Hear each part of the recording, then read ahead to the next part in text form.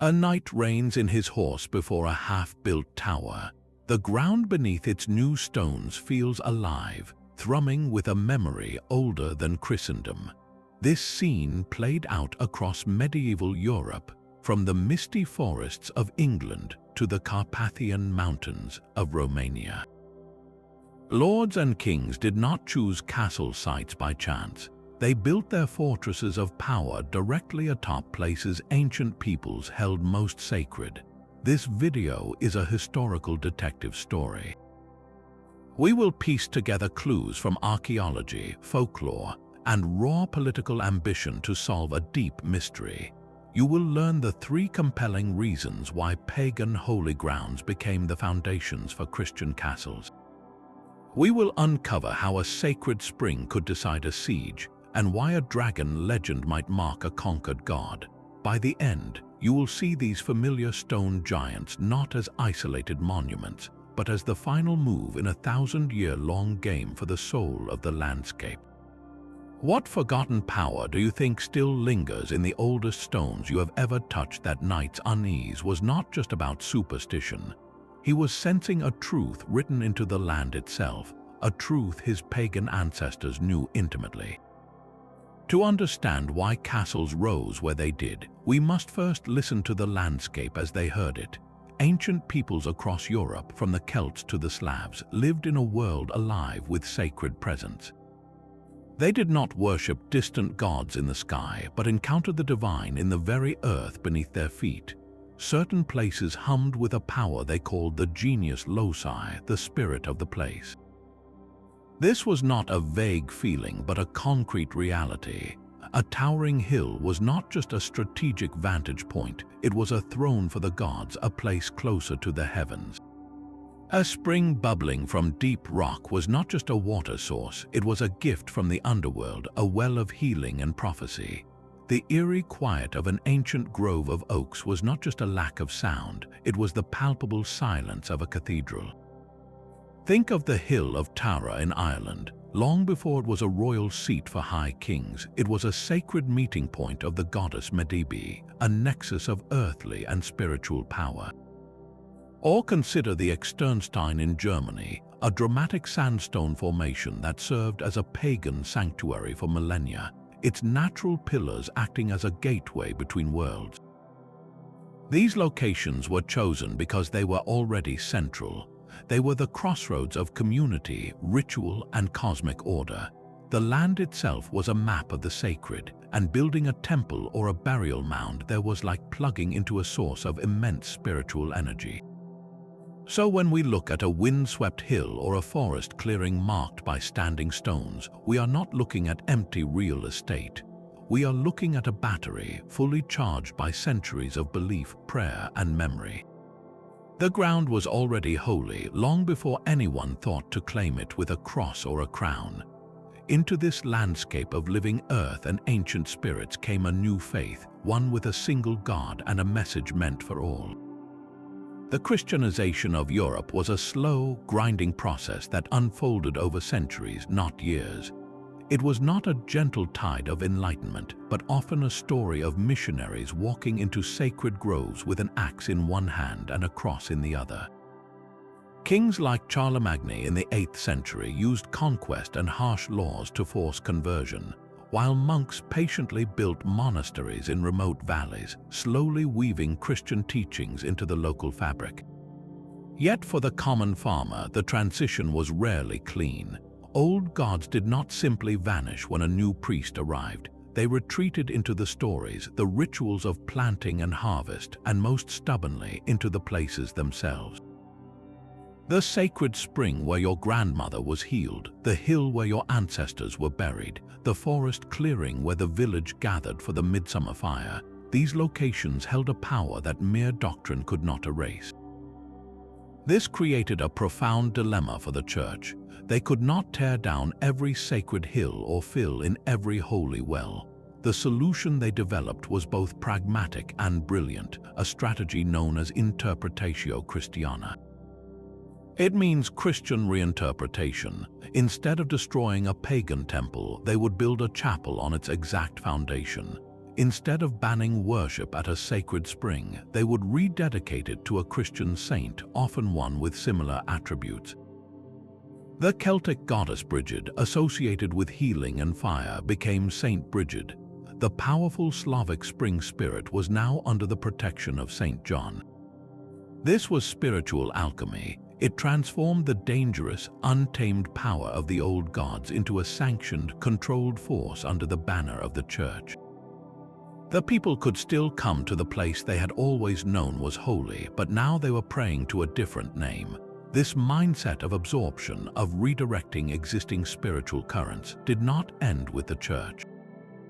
It became a blueprint for power, and when a new kind of lord emerged, one who ruled by the sword and needed to stamp his authority on both the land and the people, he would look at those same charged locations with a very different yet deeply familiar calculation. The old gods may have been rededicated, but their sacred geography held secrets of pure earthly power.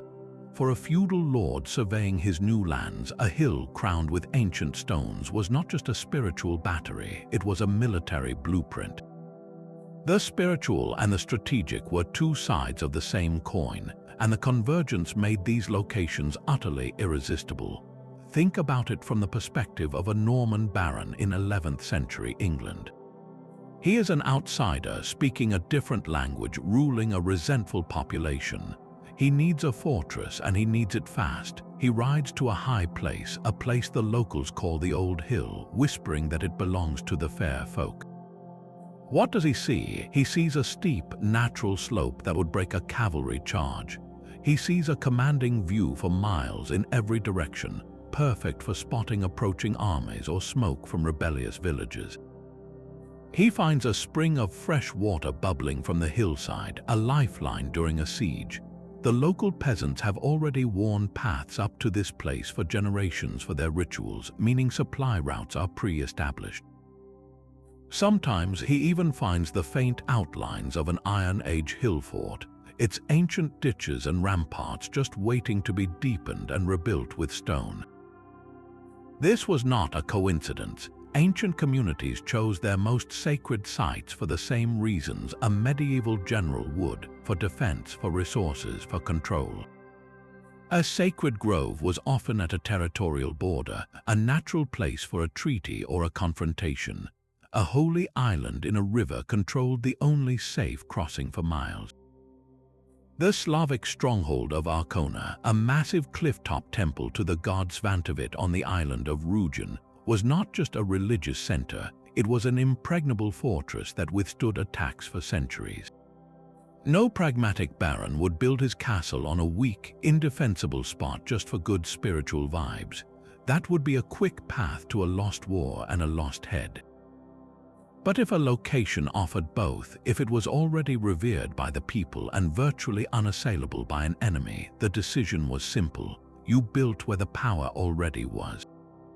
You built on the bones of the old world to secure your new one. This fusion of sacred aura and martial logic created a fortress that dominated the landscape in every sense, physically and psychologically. But to truly cement that power, the lords and masons performed one final, deliberate act of architectural magic. That final act of architectural magic was not subtle. It was a declaration carved in limestone and mortar. To build a castle directly atop a pagan shrine was to perform a brutal, permanent ceremony of conquest. Think of the sheer, overwhelming imagery. Where once a sacred oak tree stood, its branches reaching for the sky in pagan ritual, now a square stone keep rises, its battlements cutting a harsh line against the horizon. The living, organic center of the old faith is replaced by the geometric, imposing symbol of the new order. It is the ultimate overwrite. The message was meant for two audiences. For rival lords eyeing the territory, the castle announced military and divine right, a fortress blessed by the church and unassailable by man. But for the local farmer tending his fields below, the message was more intimate and more terrifying. He knew that hill was the home of the old spirit, the place his grandfather left offerings. Now, from that same sacred ground, the baron's banner snapped in the wind, and armed men watched his every move. The old power had not been erased, it had been captured and turned against him. This is why so many castle legends speak of ghosts, of uneasy feelings, of a deep wrongness in the foundations. The folk memory understood exactly what had happened. A perfect example sleeps beneath the mighty rock of Cashel in Ireland.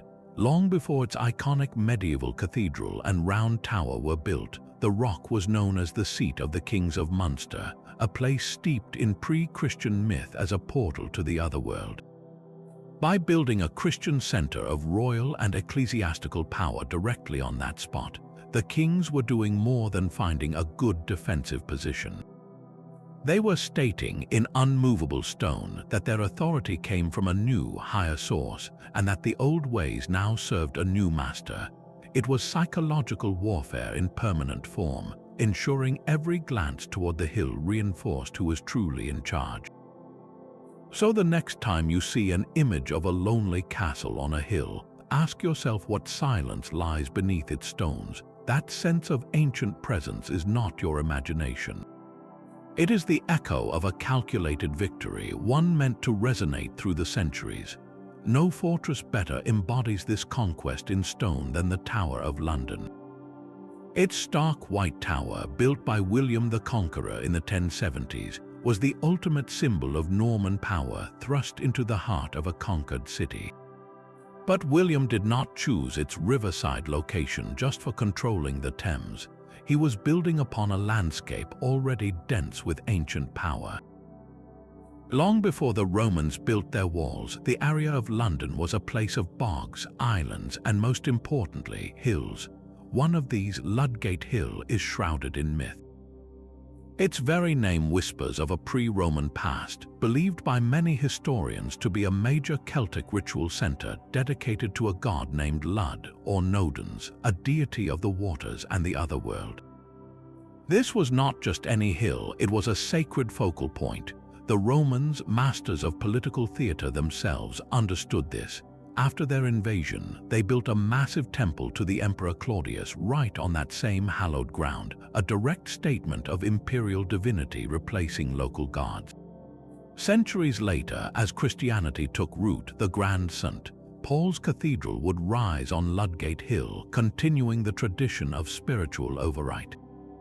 So when William the Conqueror built his mighty tower just a short distance to the east, he was not placing a castle on empty land. He was placing the key stronghold of his new regime within a sacred precinct millennia old. The tower, with its menacing presence, physically dominated the river approach, but symbolically it completed a sequence of power. It stood as the final military capstone on a spiritual axis that ran from the Celtic Lud to the Roman Emperor to the Christian God. To control London, you had to control its mythic heart.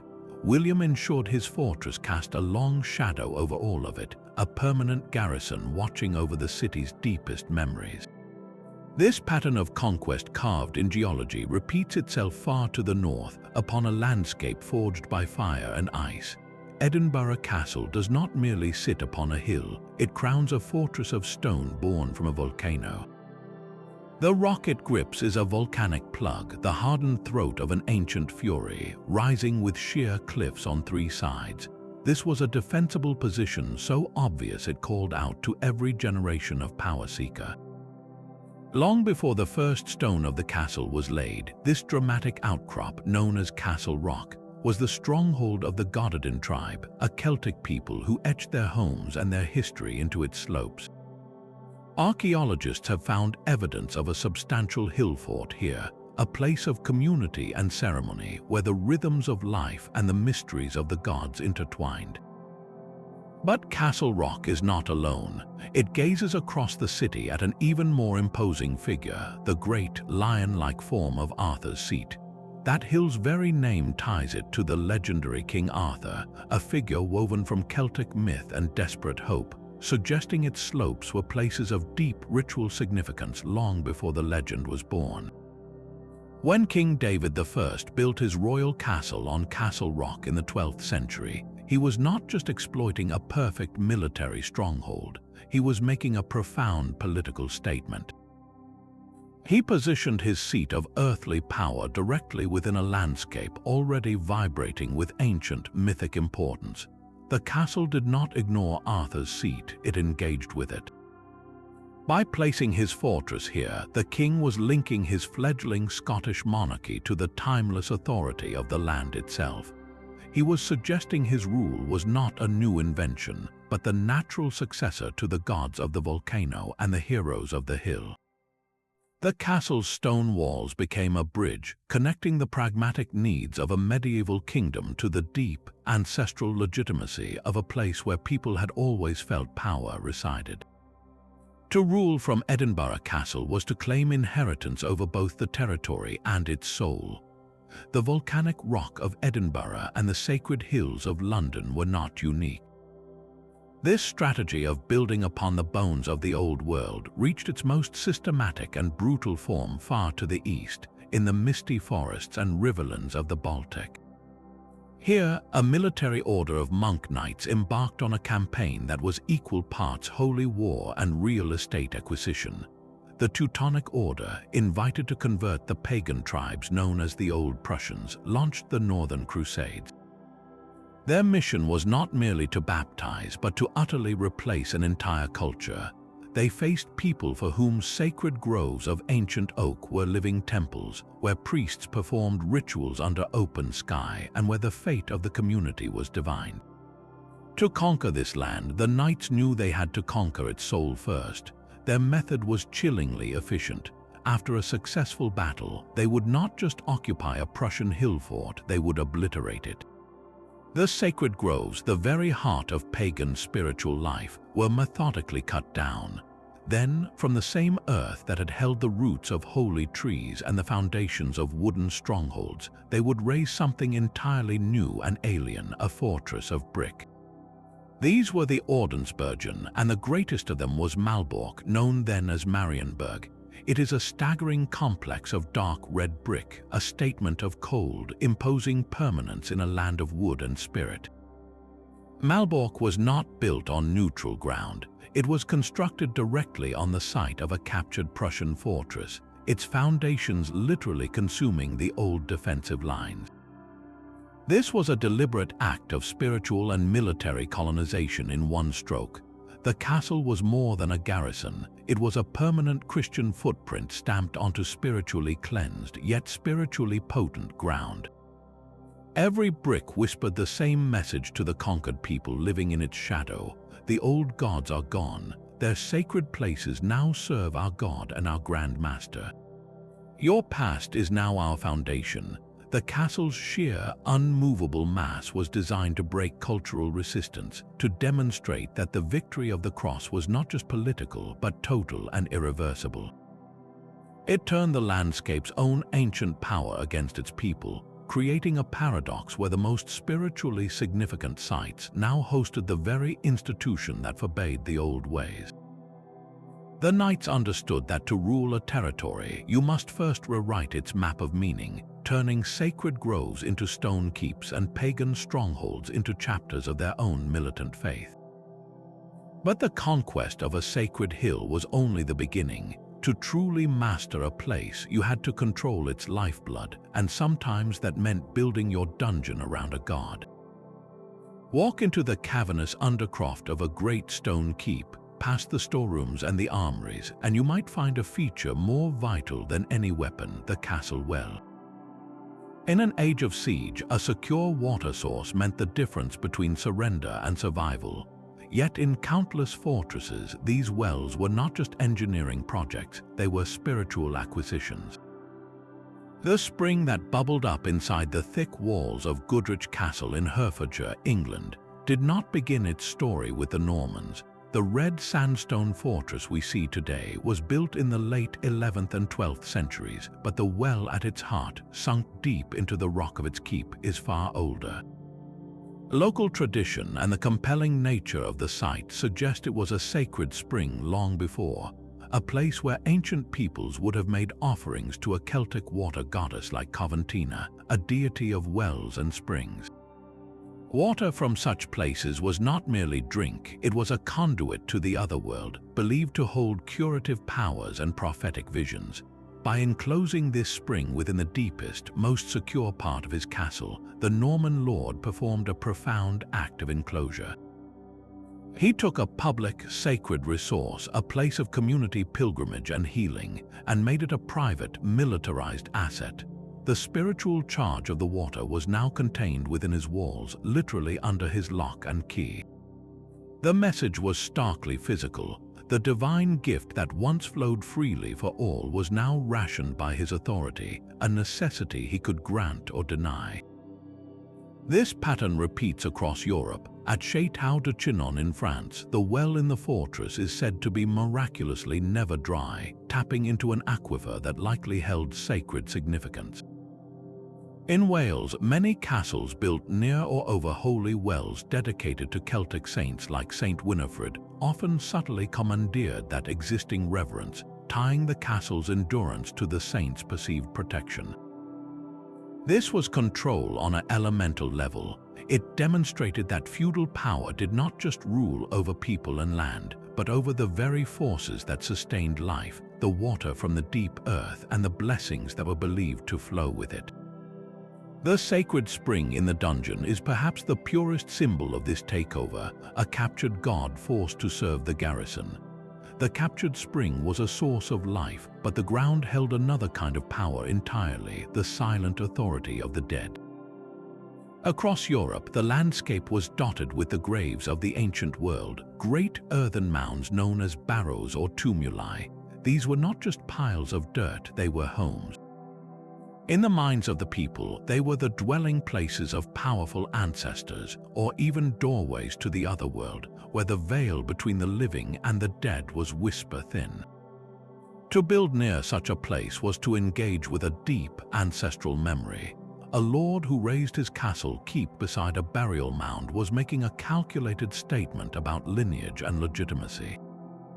He was, in effect, recruiting the most ancient and respected residents of the land as his silent sentinels. The message was that his new rule had the blessing of the old kings, that his dynasty was the natural continuation of a line stretching back into the mists of time. It was a way to borrow a legitimacy far older than any papal charter. Castle Rising in Norfolk presents a hauntingly clear example. This massive Norman keep, with its imposing earthworks, was constructed directly adjacent to a much older, massive Neolithic mound. The castle's builders did not level this ancient hill, they incorporated its presence into their design. The Great Mound stands like a silent partner to the stone fortress, a physical link between the new Norman lord and the deep pre-Saxon past of the land he now claimed. It visually declared that his power was rooted in something more permanent than his army, something as old as the soil itself. Conversely, building directly upon a burial mound could be an act of brutal severance. For a conquering force, especially one facing a resistant local population, to place the weight of a stone donjon upon the resting place of their heroes or ancestors was a profound desecration. It broke the community's psychic link to their protectors, demonstrating that even the sacred dead were now subject to the new order. The castle did not just guard the river crossing, it guarded the gateway to the afterlife, claiming dominion over both the living and the dead. This darker interpretation may echo in places like Windsor Castle. The grounds of the royal fortress are home to the mysterious horseshoe cloister, and some antiquarians have long suggested its unusual shape follows the curve of a much older, lost burial mound, a prehistoric barrow absorbed into the castle's footprint. Whether intended as a gesture of continuity or conquest, the use of these mounds reveals a medieval understanding that true power required a dialogue with the past, even if that dialogue was a monologue spoken in stone. To build upon the bones of the ancestors was to claim their story as your own or to silence it forever.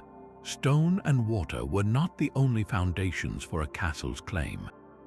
Sometimes the most compelling evidence for a pagan past is written not in mortar but in myth. Across the British Isles and beyond, the very names and legends attached to Castle Hills whisper of a deeper, older story. A fortress perched on Dragon Hill or a tale of a giant buried beneath the gatehouse is rarely just a fanciful decoration.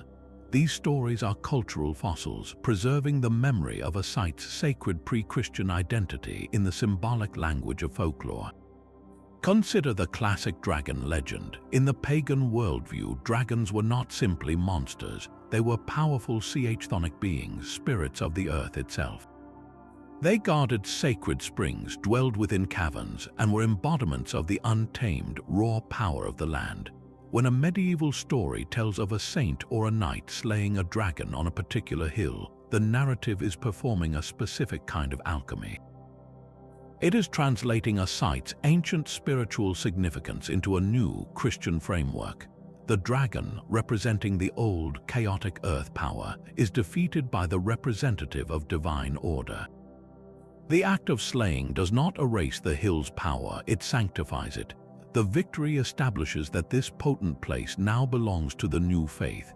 The legend of the dragon at Uffington Castle in Oxfordshire is a perfect example.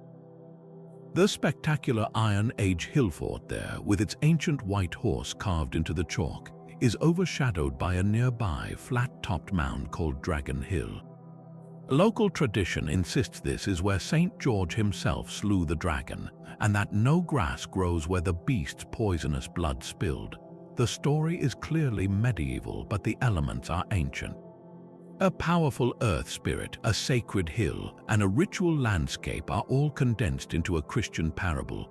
The castle on the hill fort, though long gone, would have been part of this narrative overwrite, a stone crown on a hill already mythologized. Giants serve a similar purpose in folklore. Stories of a giant who once threw a rock to form a hill or who was turned to stone for his wickedness often cling to dramatic geological features. These tales explain the inexplicable, giving human-like form to the awe-inspiring power of the landscape. When a castle is later built upon that giant's hill, the narrative subtly shifts. The giant's brute strength, once the defining force of the place, is now superseded by the organized, collective strength of the castle's masons and garrison. The giant becomes a relic, a symbol of the chaotic old world that the ordered new world of walls and treaties has conquered. Even the gentler, more elusive folklore of the fairy folk can be a guide. A castle said to be built on a fairy mound or a gate that must be left open for the ferry riders speaks to a site believed to be a gateway to the other world. The fairies in these tales are often diminished echoes of the Tuatha De Danann or other pre-Christian deities, beings of the land forced into smaller, hidden forms by the coming of a new age. Building a castle on such a site was the ultimate act of sealing that gateway, of placing a heavy, permanent stone lid on the entrance to the old realms. So the next time you hear a local legend about a castle, listen closely. The dragon, the giant, the fairy king, they are not random inventions. They are the encrypted history of the land, a story told in the language of symbol and wonder. The castle itself becomes the final character in that story, the solid, undeniable fact that concludes the tale. It stands as a declaration that the landscape's ancient saga has a new author, and its final chapter is written in stone. The dragon legends and fairy tales were not just stories told in the tavern. They were part of a much larger, coordinated project of spiritual reclamation, and the church stood at its very center. This grand overwrite of the pagan landscape was not merely a secular lord's clever real estate strategy. Often, the church was the direct architect, the instigator, and the primary beneficiary. Bishops in medieval Europe were not just spiritual leaders, they were powerful feudal lords in their own right, commanding vast estates, private armies, and formidable castles. Take Durham Castle in England, a massive Norman fortress that shares a peninsula with the magnificent Durham Cathedral. It was the seat of the Prince Bishops of Durham, men who wielded both mitre and sword, ruling their territories as virtually independent monarchs. When such a bishop built his castle upon a strategic height, He was performing a double act of dominion, claiming the land for both his dioceses and his temporal power with the full blessing of scripture and steel. Monasteries played an equally critical role. Kings and nobles frequently granted remote tracts of land to monastic orders as pious gifts. These lands were often wilderness frontiers, precisely the places where ancient sacred groves and springs still held sway. The monks did not shy away from these potent sites. Instead, they moved in and built fortified granges, churches, or entire abbeys directly upon them. By doing so, they transformed a place of pagan memory into a beacon of Christian industry and prayer, a spiritual lighthouse claiming the dark corners of the map. The great abbey of Mont Saint-Michel, rising from a tidal island off Normandy, is a sublime example. Before the first stone of the monastery was laid, the isolated rock was known as Mont Tom and was likely a Celtic cult site dedicated to the god of the dead, a place between worlds. The dedication to the Archangel Michael, the celestial warrior who casts down rebellious spirits, was a perfect theological counterstroke, turning a gateway to the underworld into a stairway to heaven. This brings us to the spiritual heart beating within the stone body of the castle itself, the chapel. These were not afterthoughts. A castle's chapel was its sanctified core, a space where the violence of lordship was washed in the grace of divine sanction. And the saints chosen for these chapels were telling. They were not just any saints, they were the dragon slayers, the giant killers, the heavenly militias.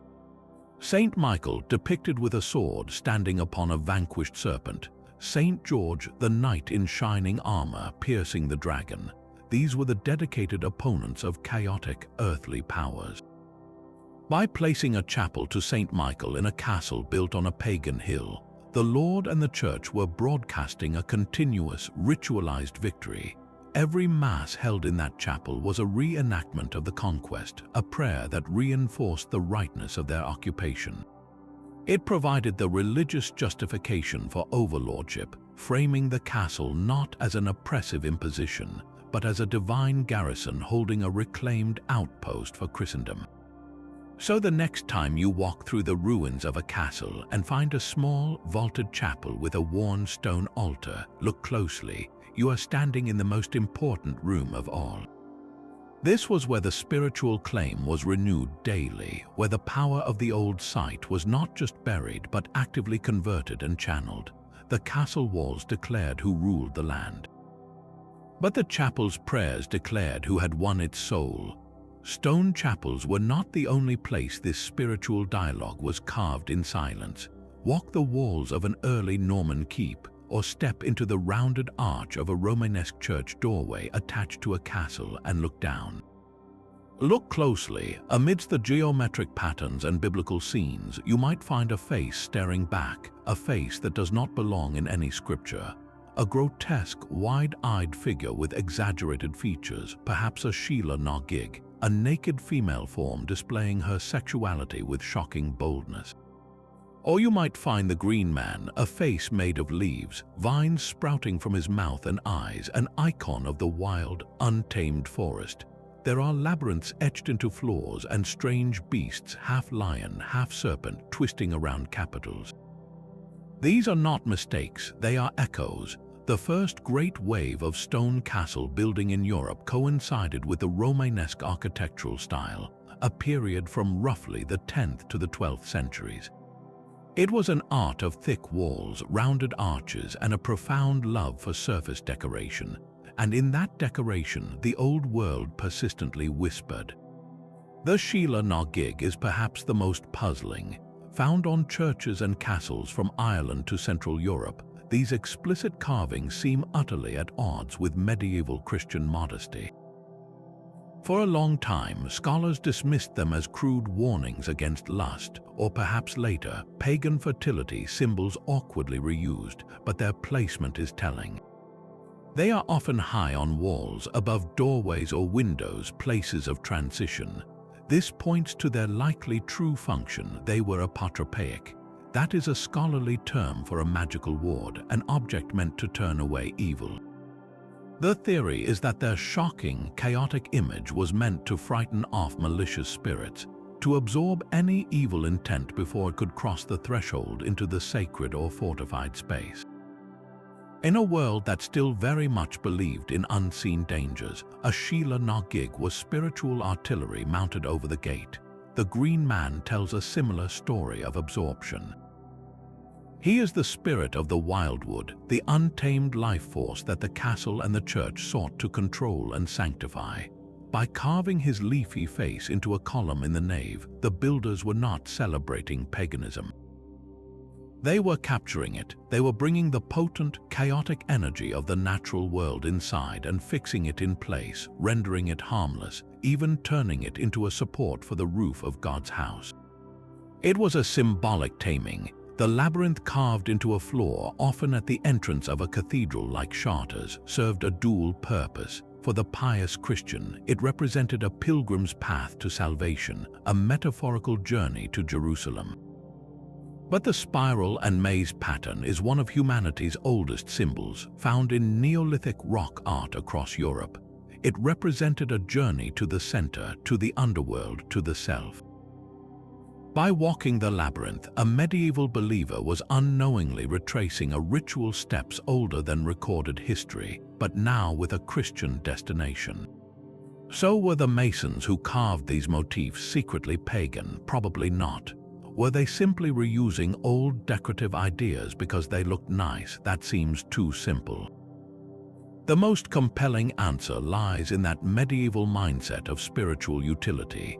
If a symbol was believed to hold power to protect a place, then that power could be harnessed. A Sheila na gig carved over a castle chapel door was not an idol, it was a guardian. It spoke to a deep, lingering intuition about how to deal with the unseen forces of a location. By embedding these symbols into the very fabric of the fortress, the builders were performing a final, subtle act of integration. They were acknowledging that the power of the old site could not be ignored or simply buried. It had to be negotiated with, channeled, and put to work. The castle's walls declared dominion, but its carvings whispered a pact with the genius loci, the spirit of the place, a deal struck in stone to keep the ancient magic at bay, or better yet, to make it guard the gate. The silent carvings on the walls were a negotiation with the old spirits, but the very stones that built the castle walls often came from a far more violent transaction. The physical construction of these fortresses was not a clean act of creation. It was an act of consumption, a literal recycling of the sacred past into the fortified present. To understand the full weight of a castle built on a pagan site, you must consider where its stones came from and whose hands were forced to place them. The logistics were brutally pragmatic. Transporting massive blocks of stone over long distances in the medieval period was a monumental, ruinously expensive task. For a lord building his stronghold, the most readily available source of prime building material was often right under his feet or just over the next hill. Ancient monuments already constructed from durable stone were not seen as protected heritage. They were convenient quarries. Across Britain and Europe, the evidence is etched into castle walls.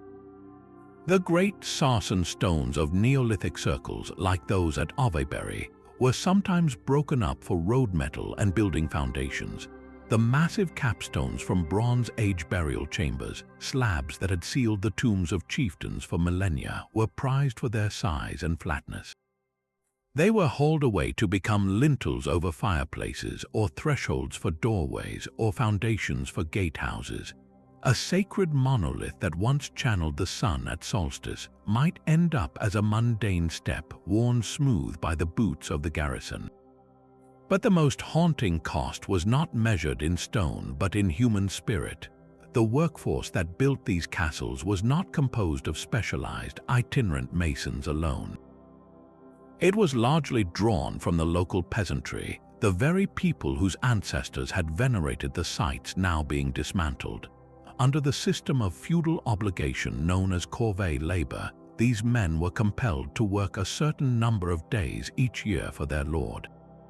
Their task was not to till their own fields, but to break apart the monuments of their own cultural memory. Imagine the psychological weight of that labor.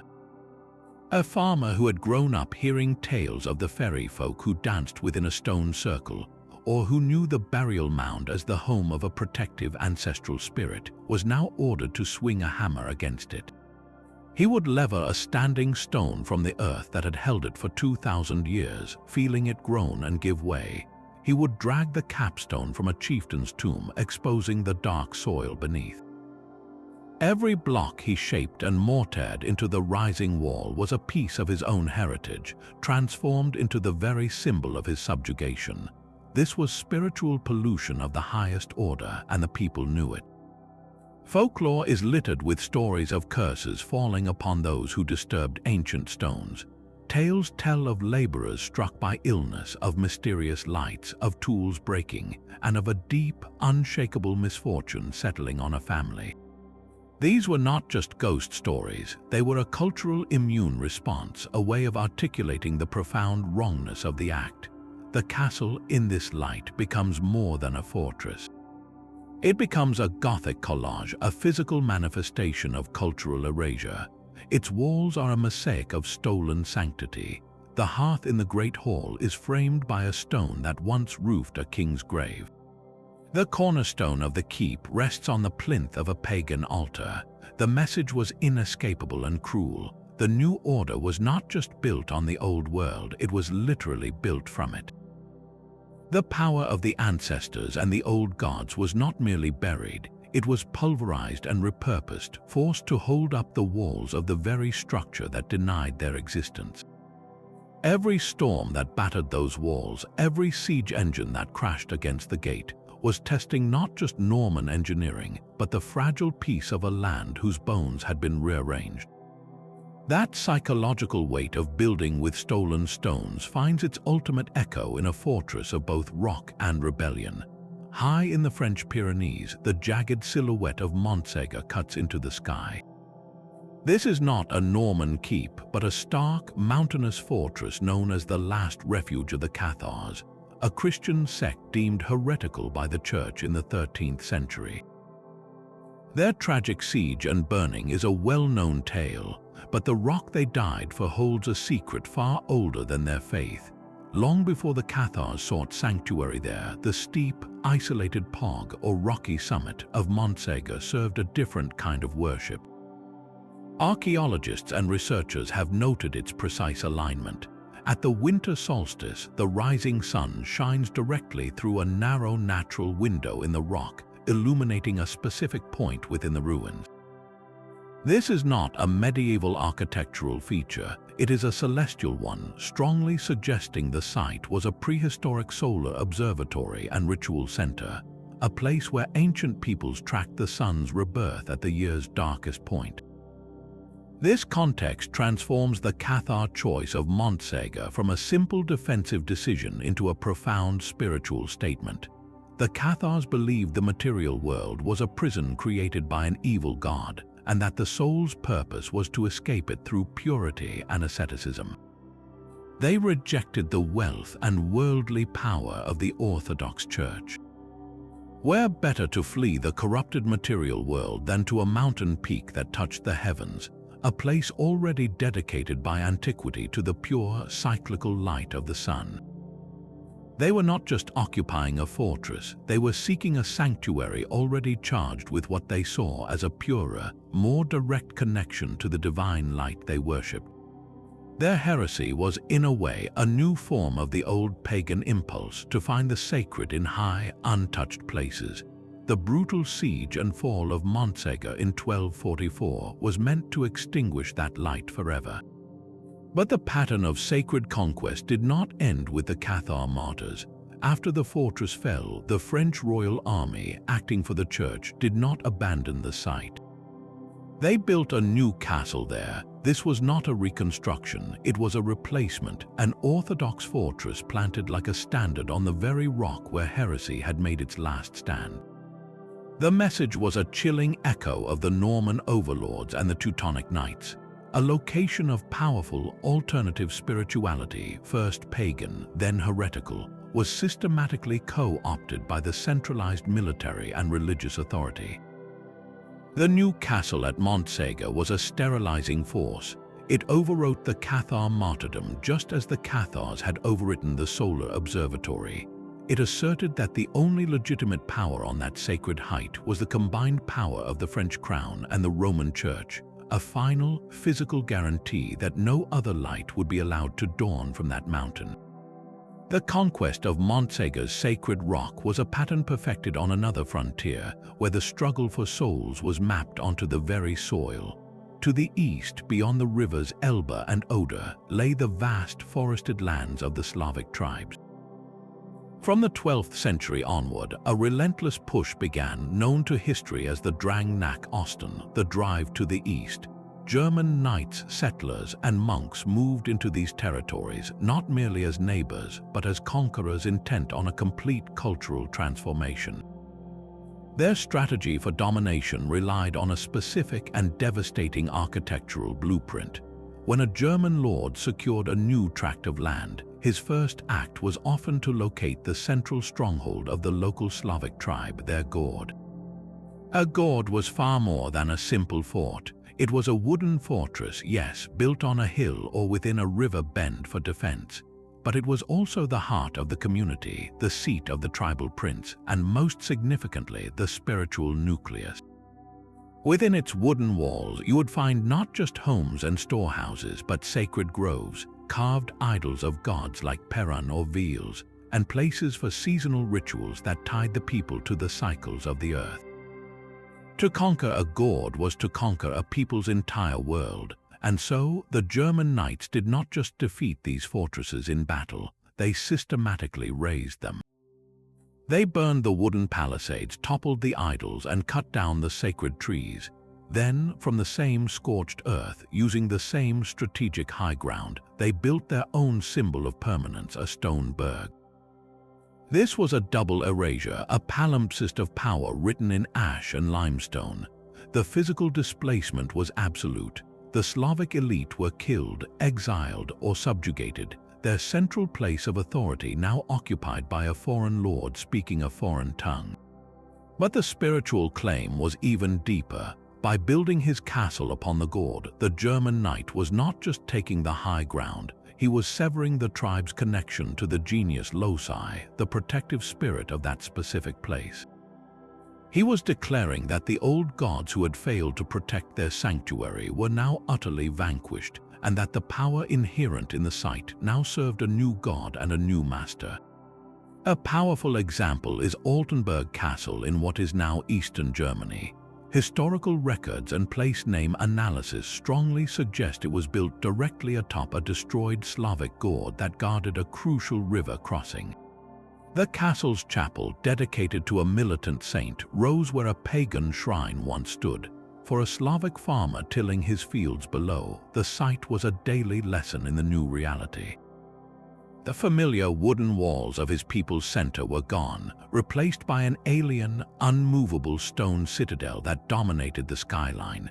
The rituals that once ensured a good harvest or protected against illness were now forbidden, their sacred space occupied by a priest whose Latin prayers were unintelligible. This was conquest that targeted both body and soul, a totalizing project meant to accelerate assimilation by making the old ways physically impossible and spiritually vacant. The Stoneberg was not just a military garrison, it was an engine of cultural conversion, grinding the past into dust to make mortar for its walls. It taught a brutal lesson that true power required not just winning the land but rewriting its deepest stories. The drive to the east proved a castle's power could be measured in cultural silence. But another, more seductive strategy emerged from the west, one that did not erase the past but instead rewrote it with a pen of gold and a sword of legend. In the courts of 12th century Europe, a new obsession took hold, one that would reshape the very idea of kingship and sanctify the stones of new castles with a borrowed, glorious past. The tales of King Arthur and his knights of the Round Table swept from France to England, not as ancient folklore, but as a fresh, thrilling literature of chivalry, romance, and lost British glory. These stories were not mere entertainment for the nobility. They were a potent political toolkit, and the key to wielding it lay in real estate. Kings and lords, particularly the Norman and Plantagenet rulers of England, faced a persistent problem of legitimacy. They were French-speaking foreigners ruling over a conquered Anglo-Saxon populace who themselves had displaced the native Britons centuries before. To rule effectively, they needed a story that connected them to the land deeper than the recent memory of invasion. The Arthurian legends, set in a misty, heroic age just after the Romans left Britain, provided the perfect narrative. Here was a king who was undeniably British, yet also a paragon of Christian knighthood and imperial ambition. He was a figure who could bridge the gap between the ancient Celtic past and the new feudal present. The genius move was to physically anchor this literary figure to the landscape, and specifically to castles. Tintagel Castle in Cornwall is the most famous example. Perched on a dramatic, windswept headland jutting into the Atlantic, its ruins today are romantic. But in the 1230s, Richard, Earl of Cornwall, brother to King Henry III, built a castle there not for its strategic value, which was minimal, but for its newly invented legendary pedigree. Just a few decades earlier, the chronicler Geoffrey of Monmouth had written that King Arthur was conceived at Tintagel. Richard was building on a site that was already ancient, an important seat of the Celtic kings of Dumnonia, with ruins dating back to the 5th or 6th century. By constructing his castle there, he was not just claiming a cliff, he was claiming a birthplace. He was inserting his own Anglo-Norman dynasty directly into the origin story of Britain's greatest mythic king. The castle became a three-dimensional claim to a legacy that made him seem less like a foreign occupier and more like the rightful heir to a golden age. This pattern repeated across Britain. Cadbury Castle in Somerset, an immense Iron Age hill fort, was locally hailed as the true site of Camelot. A castle built there, even a modest one, would have drawn its authority from that association. The Great Rock of Dumbarton in Scotland, an ancient stronghold of the Britons, became identified with Arthur's castle, the Castle of the Rock. The effect was a brilliant political alchemy. A Norman lord living in a stone keep on a hill could now point to that very hill and say, "Arthur stood here." He was using a Christianized yet pre-Saxon hero to outflank the sacred histories of both the Celts and the Anglo-Saxons. His power was no longer just derived from the Pope or from his army, but from the deepest, most resonant layer of the island's mythic memory. The castle's walls served as the stage for this new chivalric identity, where tournaments could be held in the shadow of imagined round tables, and where the lord could play the part of a latter-day Arthurian knight protector of the realm. It was a conscious architectural effort to root a new ruling class in a reimagined pagan past, turning raw military power into a timeless, romantic destiny, written not just in chronicles, but in stone and mortar upon the very hills where that destiny was said to have begun. Arthur's mythical court offered one kind of borrowed power, but another, more esoteric key to the landscape was believed to lie in the land itself, written in lines of force only the initiated could read. Beyond the legends of kings and dragons, a more subtle pattern emerges when you look at a map of ancient Britain. Straight tracks seem to connect hill forts, standing stones, burial mounds, and later medieval churches and castles running for miles across the countryside. These are what early 20th century amateur archaeologists called ley lines, and they proposed a radical idea. They suggested that prehistoric peoples deliberately aligned their sacred sites along these straight paths, which they believed channeled a mysterious terrestrial energy, a kind of earth current. The theory of geomancy, the art of divining the spiritual character of a place, posits that the ancients were not just choosing high ground or water sources, but were sensitive to an invisible grid of power woven into the landscape itself. It is a deeply controversial idea, dismissed by most mainstream archaeologists as a modern fantasy, seeing the alignments as mere coincidence in a landscape dense with ancient features. Yet the persistence of these straight alignments is intriguing, and it forces a compelling question. Even if we dismiss the notion of mystical energy, could the medieval castle builders, perhaps advised by learned monks steeped in classical geometry and natural philosophy, have perceived and utilized these alignments for their own symbolic purposes? There are striking examples that suggest they might have. In Cornwall, a clear alignment runs from the prehistoric menhir known as the Pipers through the medieval St. Michael's Church and directly to the summit of St. Michael's Mount, crowned first by a monastery and then by a castle. Another line stretches across Somerset, connecting the Glastonbury Tor, a site steeped in Arthurian and pre-Christian lore, with the ancient hill fort of Cadbury Castle, and onward to the tower of a church in a village miles away. What if these were not accidents? The medieval mind saw the hand of God in geometry. The layout of a cathedral was a microcosm of the universe, its proportions sacred. It is not a huge leap to think that a monk or a master mason surveying the land for a new foundation might notice that a particular line of sight connected a prominent pagan hill with a Christian holy site. By placing their new castle or church directly on that line, they could perform a profound act of symbolic connection. They would be inserting their building into a pre-existing narrative of the land, a hidden geometry that gave their construction a deeper resonance. They were not tapping into earth energy in a literal, magical sense, but they were tapping into an order, a perceived intentionality in the landscape that lent their own work a sense of destined place. This would be the ultimate form of interpretatio Christiana applied to the very shape of the territory. The castle would become a new node in an ancient network, a deliberate stitch connecting the new faith to the old bones of the world. It transformed random topography into a sacred map, where every hill and stone was part of a grand, divine design that their fortress was now meant to protect and complete.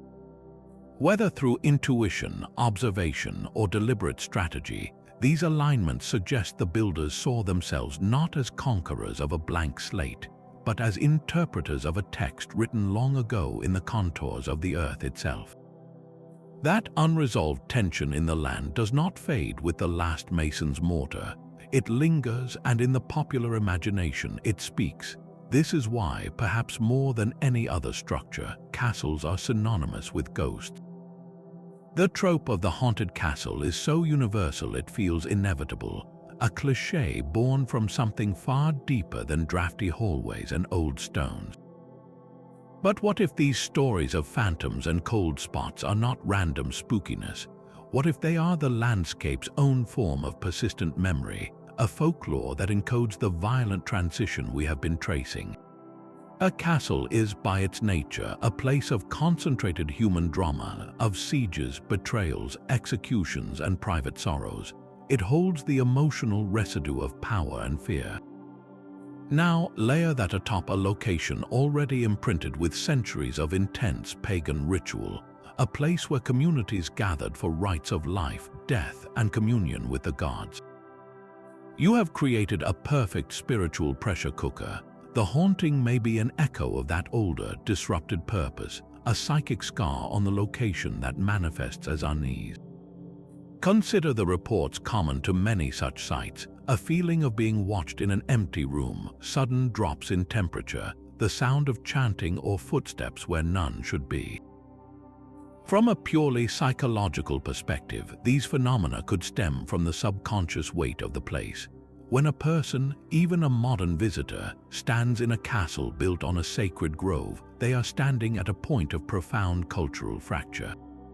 One worldview, one way of relating to the divine in nature, was forcibly buried by another.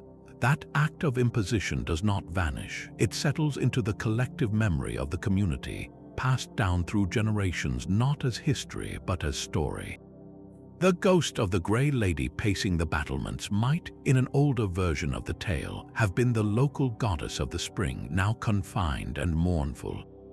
The phantom soldiers seen on the walls could be a double exposure, the memory of the medieval garrison superimposed over the memory of the pagan warriors who defended that same hill for their gods. A powerful example is Bury Pomeroy Castle in Devon, often called England's most haunted. Its ruins are infamous for tales of a white lady and a blue lady, spirits of sorrow and betrayal from the castle's Tudor history. Yet the castle's earthworks incorporate much older, possibly Iron Age, defensive banks. The deep, wooded gorge beside it feels ancient and untouched. The intense haunting lore here may draw its power not just from the castle's documented tragedies, but from the older, wilder spirit of the place that those tragedies merely tapped into. The castle, a monument to feudal and Christian order, sits uneasily upon a site that once answered to a different, older lore. The ghosts then become a metaphor. They are the unresolved tension between the land's deep past and its medieval present, between the sacred grove and the stone keep. They are the stories that bubble up when a site's original meaning is suppressed but not erased. Every creak in the night, every reported apparition is a whisper from the foundation, a reminder that the conquest was never quite total and that the land itself has a long, long memory. The ghosts in the stones are echoes of a deep past, but sometimes that past arrived on the waves. To understand a castle like Richmond, rising stark and proud above the Yorkshire Dales, you must follow a lineage of belief that began not with a prayer book but with a longship. The Normans who built it were not simply French knights. They were the descendants of Vikings, Norse raiders who had settled the region of Normandy, and within a few generations adopted Christianity and Frankish customs. Yet the conversion of a people does not erase 1,000 years of instinct. The Vikings carried with them a profound sense of sacred geography, and this inherited intuition would shape the map of medieval England. In their Scandinavian homelands, the Norse did not build grand temples of stone. Their primary places of worship were often outdoor sanctuaries known as hurga, simple stone altars, or more substantial enclosed spaces called hof. These hof were not hidden away. They were frequently placed on prominent, elevated ground, on headlands jutting into the sea or on hills overlooking settlements and waterways. These were liminal spaces, thresholds between the world of men and the realms of the gods, chosen for their commanding presence and connection to the sky and sea. A site like Gamla Uppsala in Sweden, with its great burial mounds and temple, dominated the flat landscape, a clear center of both spiritual and temporal power. The location itself declared authority. When these Norse settlers became the Normans, they brought this ingrained template with them across the Channel. Their new religion was Christian, but their cultural compass for what felt like a place of power remained subtly Norse. When William the Conqueror and his barons seized England, they surveyed the land with a dual vision. They sought strategic strongholds, yes, but they were also subconsciously drawn to locations that resonated with that old sense of spiritual prominence, places that felt inherently authoritative. Richmond Castle stands as a powerful testament to this transmitted sensibility. Built by Alan Rufus, a Breton lord in William's service, its position is masterful. It crowns a sheer cliff above the River Swale, controlling a vital crossing point on the old Roman road. But look at it through a Norse lens. The rock is a dramatic headland, a high place with sweeping views, reminiscent of the coastal half sites of Norway. The castle does not just occupy a hill, it erupts from a rocky promontory in a way that would feel deeply familiar to a Viking ancestor. The choice feels instinctual, a grafting of a new feudal symbol onto an old archetype of sacred power. This was not a conscious revival of paganism, it was the persistence of an aesthetic and spiritual grammar. The Norman lord, now a devout Christian, would never say he was building on a pagan site. But he would feel in his bones that this particular rock, this commanding curve of the river, was the right and proper place for a seat of authority. The site echoed the power of his own cultural past, lending his new stone keep a subconscious legitimacy that mere military calculation could not provide. It connected him to a lineage of rulers who derived their right from the dramatic, untamed landscape itself. So the next time you see the mighty rectangular keep of a Norman castle silhouetted against the sky, remember it is not purely a French design. Its foundations may also answer to the memory of Odin and the old gods of the north, a whisper from a sacred headland far away, telling a conqueror's son exactly where to lay his first stone. The ghosts of the Norse and the whispers of folklore find their confirmation in the cold, hard truth of the soil. For every legend of a dragon hill or a fairy mound, archaeology now provides a tangible answer, a layer of burnt post holes or a scatter of ritual offerings sealed beneath the castle's foundation stones. This is where the detective story finds its smoking gun, proving that the pattern we have traced through stories and strategies is not a romantic fantasy, but a historical reality written in the earth itself. Take Bamburgh Castle, that magnificent fortress on the Northumbrian coast. Its dramatic rock has been a stronghold for centuries, but excavations have peeled back time like the layers of an onion. Beneath the Norman and medieval stones, archaeologists found evidence of a substantial Saxon royal complex, a place called Bebbanburg from the tales of Beowulf and the Anglo-Saxon Chronicle. And beneath that, the signs point to even earlier, possibly prehistoric, occupation. The rock was a citadel long before the first medieval mason arrived, its strategic and symbolic value recognized across countless generations. This is not an isolated case. At sites across Europe, careful excavation has revealed the ghostly outlines of what came before. Archaeologists might find a pattern of post holes, the stained impressions in the earth where great timber pillars once stood, arranged in a way that suggests a ceremonial hall or a ritual enclosure, not a defensive wall. They uncover pits filled with animal bones, placed carefully as offerings, not as food waste. Sometimes they find the most poignant evidence of all, a deliberate deposit of precious objects, a hoard of coins or jewelry, buried in the foundation trench of the castle itself. This was a practice known as a foundation deposit, a last attempt to appease the spirits of the place, to bless the new building by acknowledging the old powers that resided there. It is a silent admission from the builders themselves that they knew exactly what they were building over. Today, the evidence does not always require a shovel. Technology like ground-penetrating radar and magnetometry allows researchers to map the unseen. They can send pulses into the ground and read the echoes, creating a ghost image of buried walls, ditches, and hearths lying just meters beneath the tourist footpaths and manicured grass. These surveys often reveal that the castle's outline is not the first geometric shape imposed on the hill. It sits atop the faint, older blueprint of a Roman fort, an Iron Age roundhouse, or a Neolithic enclosure. This continuous, special use of a location is the key. It tells us that the medieval lord, for all his feudal authority and Christian certainty, was not the first person to stand on that hill and feel its power. He was simply the latest in a long line of rulers, priests, and chieftains who looked at that particular curve of the river, that specific alignment with the sun, or that commanding view, and recognized it as a place set apart. The archaeology confirms a profound truth. The castle builders were not creating importance from nothing.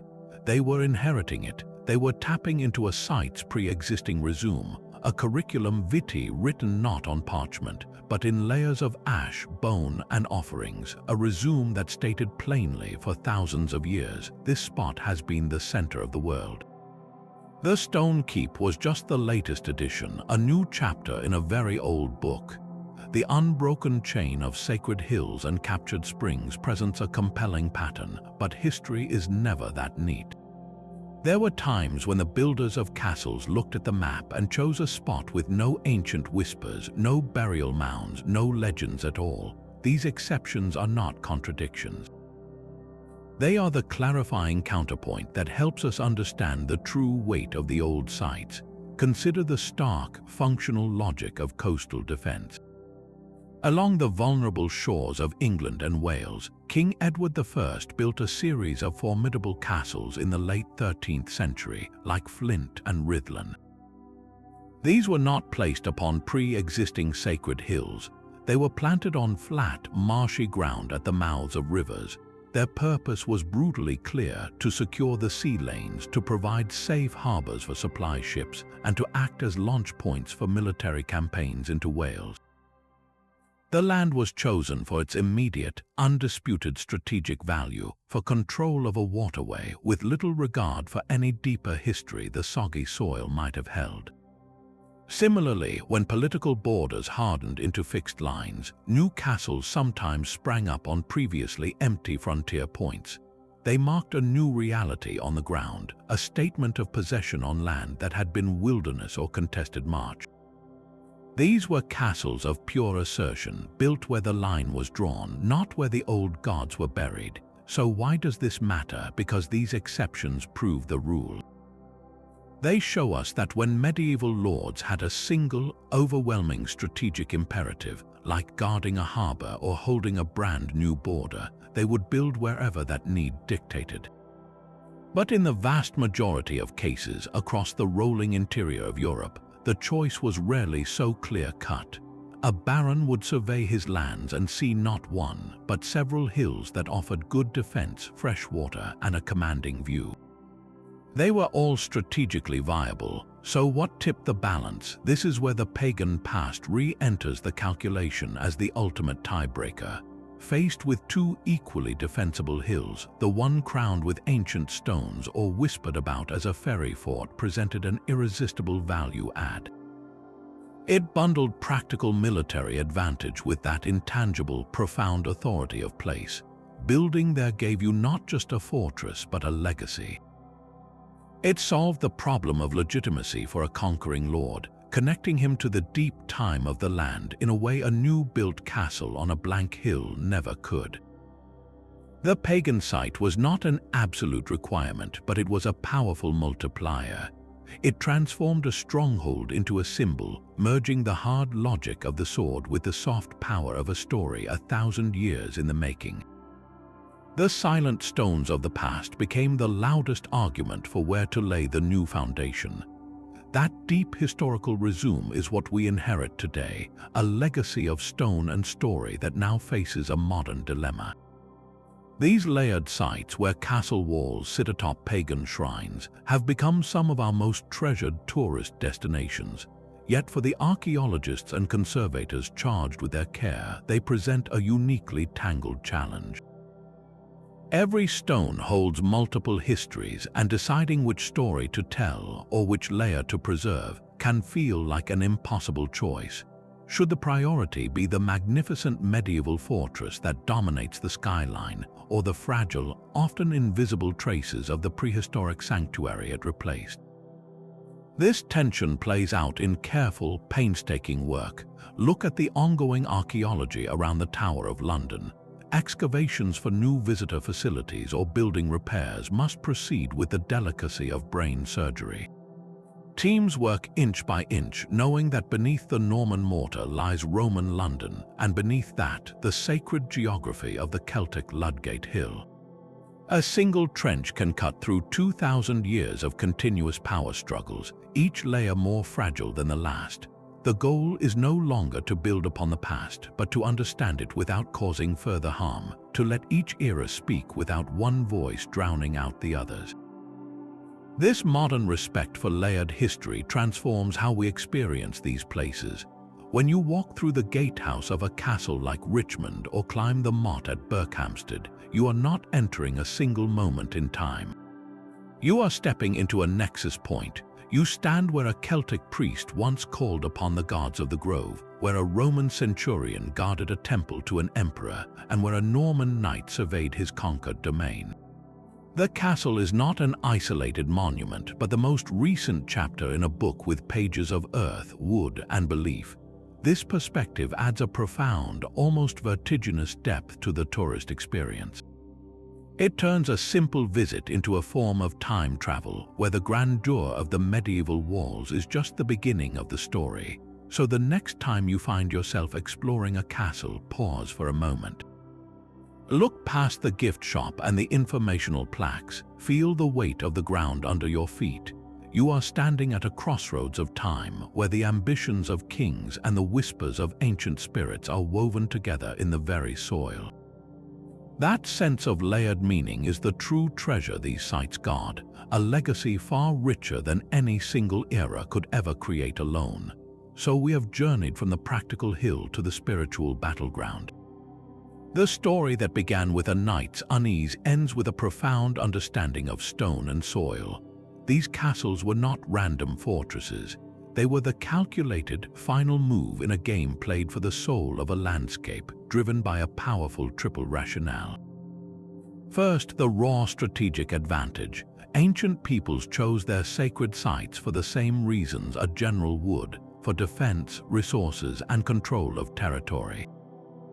The high hill, the secure spring, the natural fortress, these were gifts from the land itself, a pre-drawn military blueprint. Second, the deep spiritual co-option.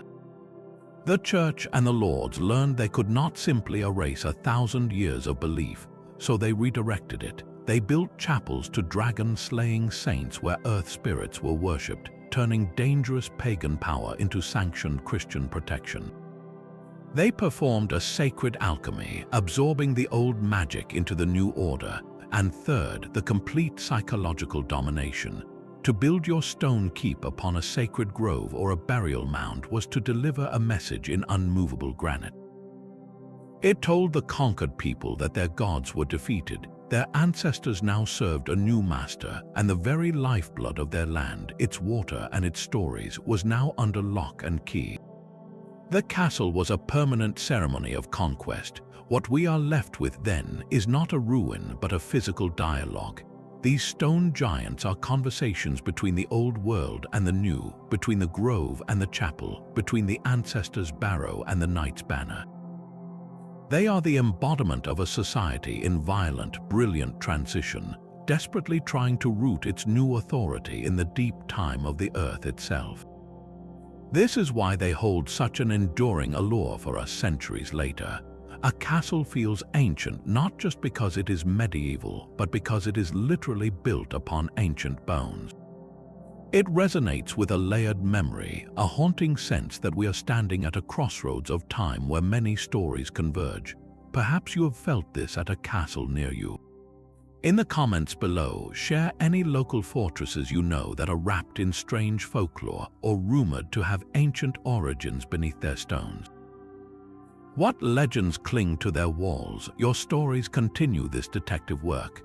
And if you want to join more journeys into the shadows of history, be sure to subscribe.